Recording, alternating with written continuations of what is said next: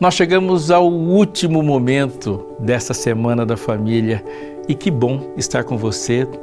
Se você está chegando agora, se você acompanhou, mas eu quero agradecer pela sua companhia desses dias onde a gente parou para meditar na Palavra de Deus.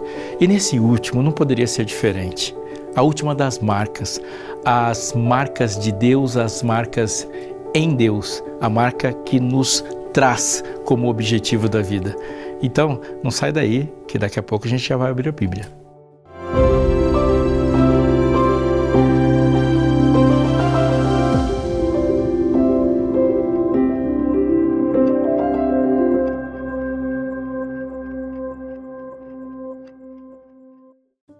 O Deus real, o Deus da Bíblia, pode ser conhecido, pode ser localizado. Ele não é óbvio aos nossos olhos e tudo que sabemos sobre Deus, de uma forma ou de outra, foi Ele que revelou, mas Ele quer se fazer conhecido. E o conhecimento de Deus leva-nos para um ponto que é importantíssimo na Bíblia. Então, eu quero te chamar a orar para que Deus nos dê luz sobre esse assunto. Bom Deus, obrigado pelas Tuas palavras e porque te conhecemos pelas Tuas palavras. Obrigado porque elas nos conduzem a um objetivo real, verdadeiro, que glorifica o Seu nome. Abriremos a Bíblia aqui e precisamos da Tua condução.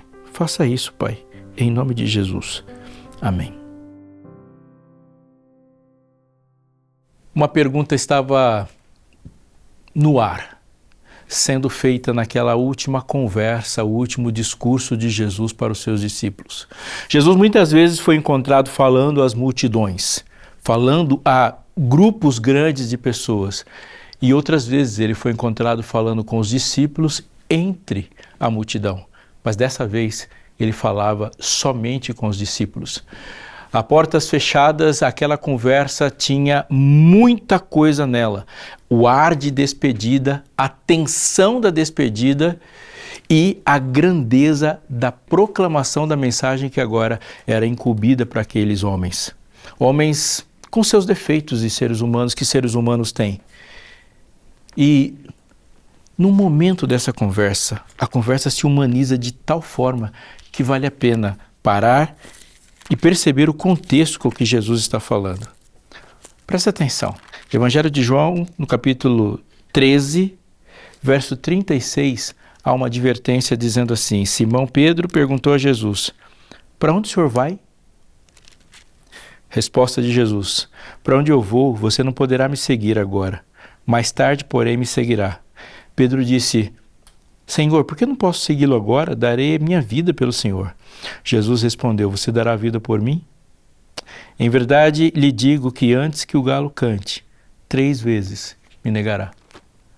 Uma advertência, mas tem mais do que isso. Jesus está se despedindo dos seus.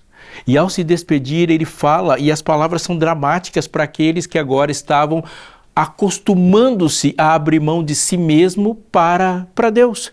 Quando Jesus falou assim: se você não aborrecer pai e mãe por mim, e não que você deve odiar pai e mãe, mas ele disse que o sentimento que deve se ter a ele, comparado a qualquer outro, o outro parece ódio. Ele falou que se você não tiver isso, você não pode ser meu discípulo. Ele fala que uma condição do discipulado é uma entrega total. E agora a frase de Pedro, ela está totalmente de acordo com a exigência de Jesus em relação ao discipulado. Só que Jesus joga um balde de água fria naquela declaração de amor, dizendo: você não vai conseguir. Por ti darei a própria vida. Não, Pedro. Antes que o galo cante, 3 vezes me negarás.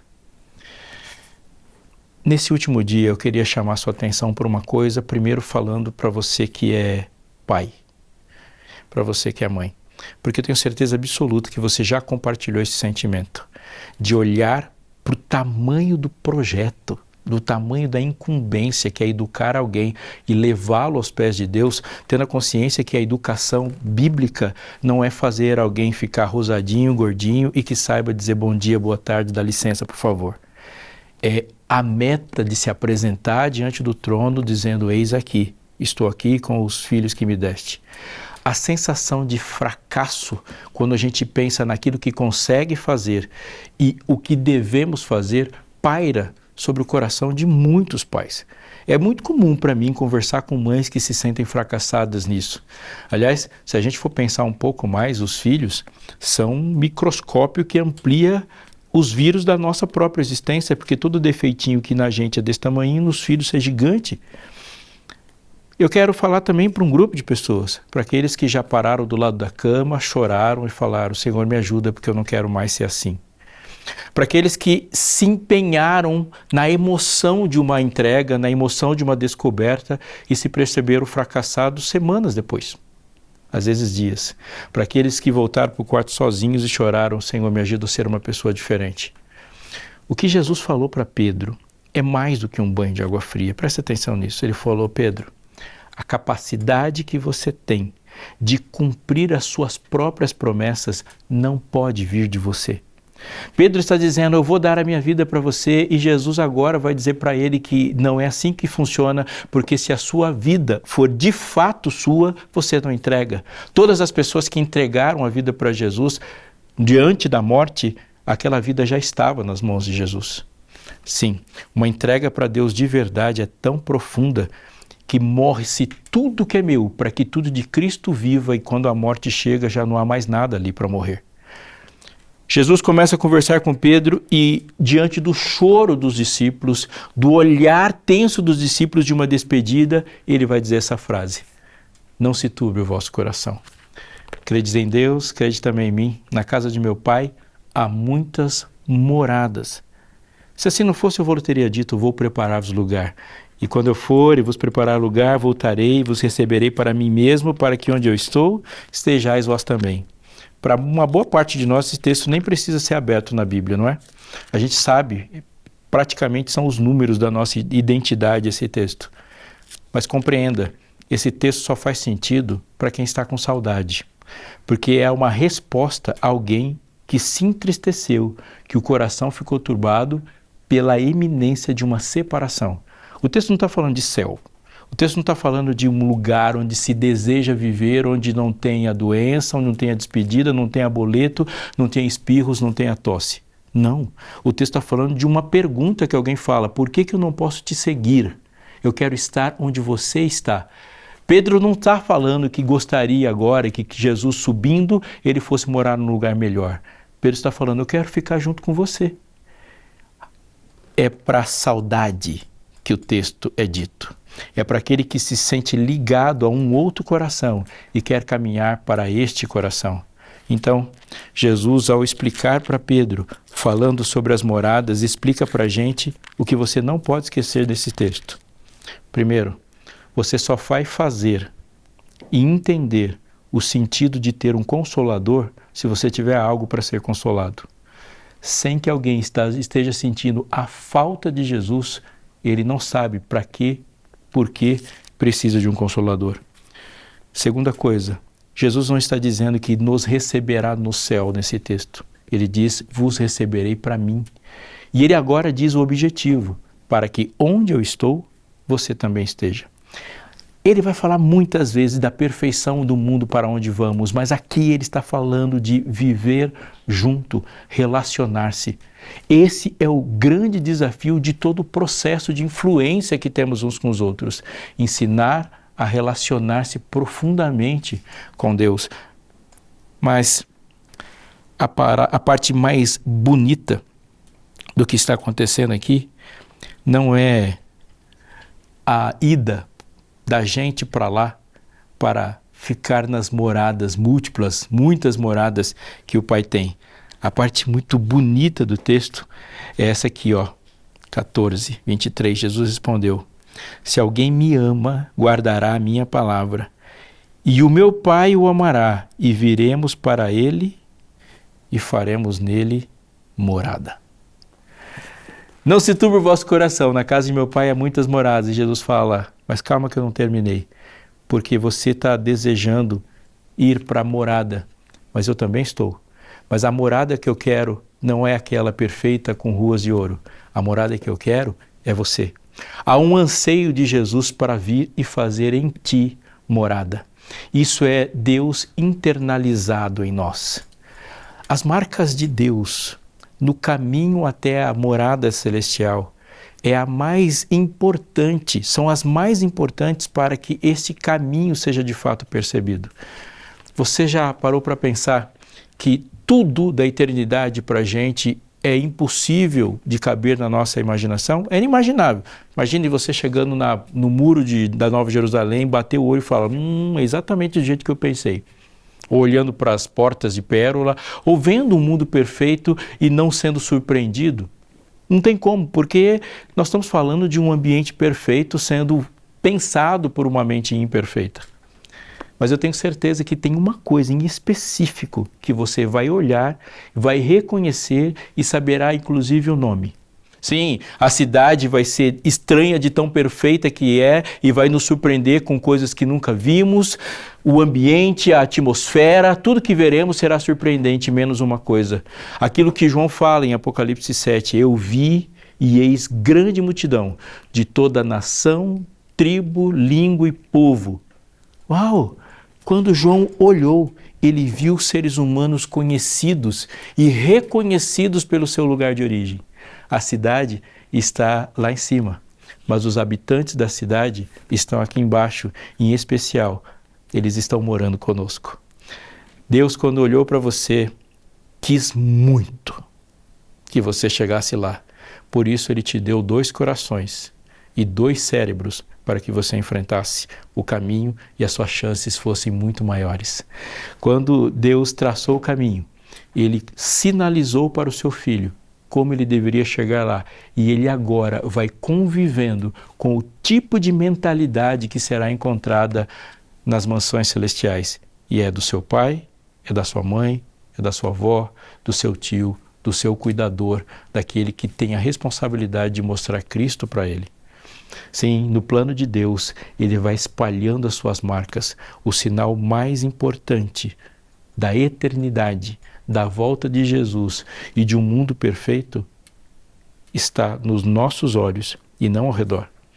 Eu quero te dizer isso, fomes, guerras, terremoto, todos esses sinais catastróficos que nos fazem alertar para a vinda iminente de Jesus, eles são muito inferiores ao sinal que ele nos deu, que está no brilho dos nossos olhos, no nosso falar, no nosso tocar e na maneira como nós construímos a vida. Sim, a nossa casa, o nosso lar, é muito mais do que uma embaixada de outro lugar. Nós somos embaixadores de outro tempo, porque as regras na nossa casa são as mesmas regras que serão preponderantes, determinantes neste futuro que tanto queremos. Certa vez um menino, depois de um dia inteiro passeando com a sua mãe em um parque, estavam os dois cansados e a mãe muito mais cansada do que ele, porque ele ficava ainda correndo e curtindo, se divertindo nos últimos instantes daquele passeio. Mas tudo isso foi interrompido por um grito. A mãe ouviu o grito, ela sabia que era o seu filho, correu e viu a cena mais horrível da vida dela. Ele tinha sido atacado por um crocodilo. Ali, aquela cena, a força daquele animal e metade do menino escondido na boca daquele animal e ela não vê outra opção a não ser lutar pela vida do filho, agarra-o pelas mãos tentando puxá-lo, mas depois de alguns instantes de luta estão todos na água. Então, num momento de desespero e heroísmo e amor, ela sentou em cima do crocodilo, enfiou a mão na sua boca e abriu para que o menino saísse. A gritaria e tudo aquilo fez ele se esconder e agora aquele menino é dirigido ao hospital com muitos ferimentos, quase morrendo, gravíssimos. Mas ele sarou. Quando ele se recuperou e agora já era possível dar uma entrevista, era possível falar com as pessoas, e ainda internado, mas longe de estar correndo risco, ele foi entrevistado de fato. A notícia se espalhou e a repórter chegou perguntando. E num dos momentos da entrevista ela olhou para o menino e falou com ele sobre seus medos, sobre as memórias, as lembranças, os traumas. E ela fez uma pergunta mais ou menos assim: eu estou vendo as suas cicatrizes, esses seus braços. Quando você olha e lembra das cicatrizes nos braços, assim como estão expostas para mim, como que você faz para não se entristecer o tempo todo ou não ficar remoendo essa memória que te causa um mal-estar? Ele para um pouquinho e fala: moça, essas cicatrizes que você está vendo são exatamente aquilo que eu quero olhar para não ficar mal. porque as cicatrizes na minha perna são dos dentes de um crocodilo, mas as cicatrizes nos meus braços são das unhas da minha mãe. E é por causa dessas cicatrizes que as outras não me fizeram morrer. Nem todas as marcas que trazemos são marcas do mal. Nem todas as cicatrizes que trazemos são marcas de um mundo que nos machucou. Nem todos os episódios que não gostamos que acontecessem foram produzidos por Satanás. Nós cremos em um Deus que luta pelos seus e não deixa-nos ir sem nenhuma batalha, sem enfrentar um Deus determinado a salvar. Você pode estar sentindo e lembrando algumas coisas da sua história e pode estar pensando e deve pensar, naquele momento Deus disse, meu filho não vai ser levado. Ele nos dá esse mesmo comportamento com incumbência por uma luta. Ele diz que salvar alguém, levar alguém para este lugar e para esse tempo, não é uma tarefa que executamos passivamente. Não, é grudar mesmo nos braços de alguém e marcá-lo com a nossa vontade de vê-lo no futuro. Nem todas as cicatrizes são feitas pelo mal. Uma boa parte delas são das mãos fortes que nos seguraram para não permitir que o projeto mais incrível que já se teve lugar nesse mundo fosse um projeto fracassado. Deus traz suas marcas, nós trazemos as nossas, mas as marcas de Deus e as nossas se alinham. Pare e pense no seguinte, naquele dia diante do trono, muita coisa, absolutamente muita coisa é diferente de nós, das perspectivas que temos hoje. E, obviamente, olhando para aquele que se assenta no trono, não veremos nenhum tipo de igualdade. Mas nós vamos falar a mesma frase, em algumas coisas. Quando lá, diante do trono, o Rei do Universo olhar para você e falar assim, eu te amo, você claramente vai dizer, sim, Senhor, eu também. Quando ele disser, por ti, eu entreguei tudo, você vai poder responder, sim, Senhor, eu também. Nós conversamos e conversaremos sobre as nossas coroas e sobre as nossas cicatrizes, unidos a Deus numa entrega total. As marcas de Deus neste mundo são a vida, é a vida dos seus filhos. Eles estão sinalizando em todos os lugares em que tempo estamos, a singularidade do nosso tempo. E eles estão sinalizando em todos os lugares que há um Deus Salvador. E estão sinalizando nos lugares onde eles se espalham de que, sim, nós vamos para casa. E de que este mundo foi feito para a nossa habitação. E aqui estaremos. O mal será expulso. Nós ficaremos. Não se turbe o vosso coração. Crede em Deus? Crede também em mim. E se você espera uma morada, lembre-se que Deus também espera. Ele fala, eu vou aí e vou fazer em você morada. Deus disse, aquele que não ama não conhece a Deus, porque Deus é amor. Os que seguem um Deus de amor manifestam essa característica amando. Nós o amamos porque Ele nos amou primeiro, e nisso conhecereis que sois meus discípulos, se vos amardes uns aos outros. Sede santos, Ele disse, porque eu sou santo. Ele diz que nós aparecemos para o mundo demonstrando misericórdia, porque somos servidores de um Deus misericordioso. A minha oração para mim e para você é que quando eu pisar da porta da minha casa para dentro, algo de Deus apareça. A minha oração para mim e para você é que quando eu pensar que eu sou um administrador das coisas de Deus, que eu lembre que a coisa mais importante de Deus que eu administro é a sua imagem. Que eu e você que a gente passe o tempo todo pensando, conscientes e pedindo para Deus força para que isso seja executado. De que ao olhar nos nossos olhos alguém tenha certeza que contemplou algo de Cristo e todos nós juntos vamos formar alguma coisa da identidade de Deus que não teria aparecido se as pessoas não vissem a gente junto. Você é a marca de Deus. Você educa para que alguém seja a marca de Deus. Você é educado para a marca de Deus e você ama porque Deus se caracterizou e caracteriza a sua história no mundo por seu amor. Posso orar por você? Obrigado, Senhor, por todos os dias que passamos aqui. Obrigado por todas as suas mensagens e obrigado pela esperança que há em Cristo Jesus. Obrigado, Senhor, porque de todos os sinais, de todas as marcas, de tudo que caracteriza quem é o Deus que servimos, nós somos a principal. Que sejamos nós para todo mundo a razão pela qual eles se interessaram para descobrir quem é o Deus que nos sustenta. Abençoa-nos no nosso modo de vida, para que ele seja o seu modo de vida e seja eterno, em nome de Jesus. Amém.